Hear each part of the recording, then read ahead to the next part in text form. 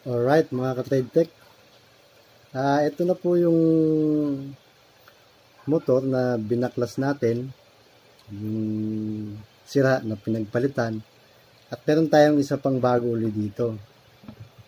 So gagawa lang tayo ng mixing comparison kung ano ba yung tamang resistance ng may damage at saka yung resistance nung ayos.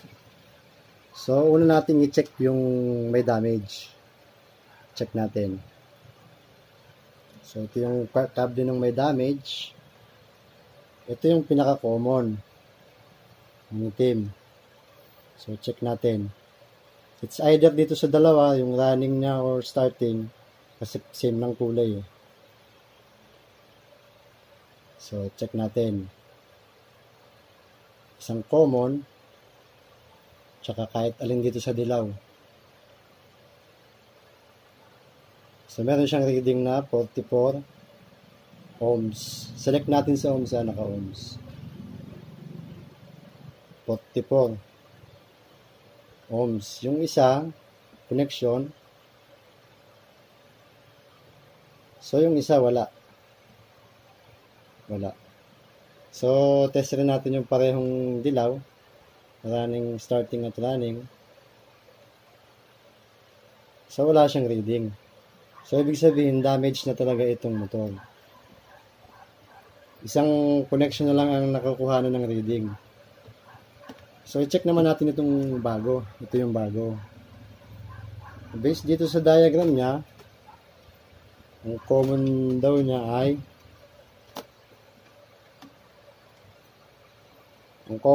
blue. Tapos yung red, saka yellow. Capacitor yun. Yung red ay papuntang timer.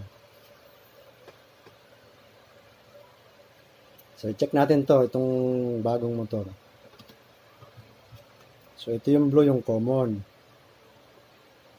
Check natin yung red.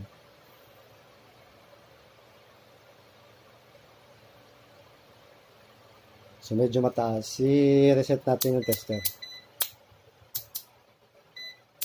Isa kasi yung tester na malfunction lang. Okay. Ulitin natin. Blue and red. Ayan, 37.4. Yan yung tamang reading niya. 37.4 ohms. Check natin yung dilaw. Ito yung running. 37.7. Same yan, same. Itong starting at running kasi ay same ng resistance. So, check natin yung parehas na to, yung dilaw tsaka pula. So, dapat yung reading niya ay magta-times 2 lang. Magta-times 2. Mataas. Nagmamalfunction yung tester ko, sorry.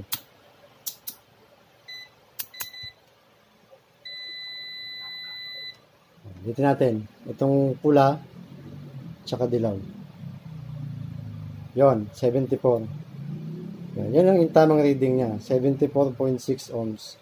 So, yung reading nitong parehas, nag-times 2 lang. So, automatic, ito yung common, yung blue. Kung walang diagram yung motor, madali nyo lang naman matitrace yan. Kasi, hanapin nyo lang yung dalawa na pinakamataas ang reading, automatic, yung natitirang wire, yun na yung common niya.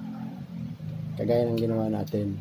So, itong common blue, may reading sa pula, na 37, sa dilaw, same din, 37. Pag nester mo itong dalawa, 37, magdodoble lang ang resistance niya. Yun, 74. So, ibig sabihin, tama ang value nito. Itong bago, compare dito sa sirana. Talagang hindi mo na magagamit itong damage niya.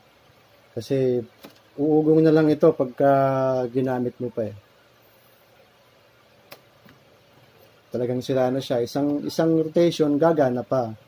Pero hindi mo na talaga siya pwedeng gamitin dahil damage na nga. Kailangan mo na talaga siyang palitan. Yung ibang ginagawa naman ito para makatipid, ipapa-rewind lang. Pero kung di ko ina-advise yung rewind kasi yung rewind at yung bago ay halos pares lang ng presyo. Minsan, kadalasan yung rewind, hindi maganda yung pagkaka-rewind. Kaya, ina-advise ko talaga na bago. Bago yung ikabit. Kasi at least itong bago, machine ang gumawa nito. Unlike sa rewind, pag ni-rewind, kinakamay lang. Kinakamay minsan. Tao lang din ang gumagawa, ganun. Kaya yun lang. Ganun lang po ang pag-check nung sirang motor tsaka nung bagong motor. So, madali nyo lang malaman kung ano yung tamang connection. Pag wala yung diagram, ganun lang yung gawin nyo. Ganung method lang. Hanapin nyo lang yung dalawang pinakamataas, itong dilaw tsaka pula. Automatic, yung naiiwan, yun na yung common. Tapos yung dalawa na yun na yung running, starting, at running. Kahit magkabaligtad, okay lang. Kasi same resistance naman siya. So, walang problema kahit magkabaligtad. Kung yung timer mo ay mailagay mo yung forward dito reverse, okay lang. Kasi same siya resistance. So, yun lang po. Maraming salamat mga ka-TradeTech.